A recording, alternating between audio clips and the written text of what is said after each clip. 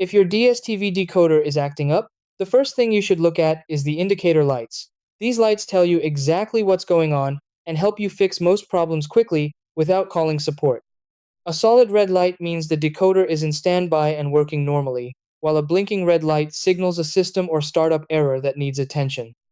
A solid green light means normal operation, and a blinking green light shows the decoder is actively receiving signal data.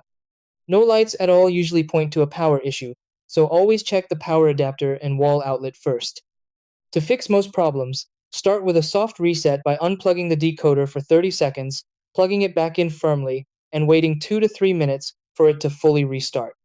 If the issue persists, perform a hard reset by pressing and holding the reset button, using a pin or paper clip for 10 seconds while the decoder is powered on, then wait for it to reboot completely. If your remote isn't working, replace the batteries first, then repair the remote with the decoder if needed. Most DStv issues are temporary, and simple resets plus basic checks resolve the majority of problems.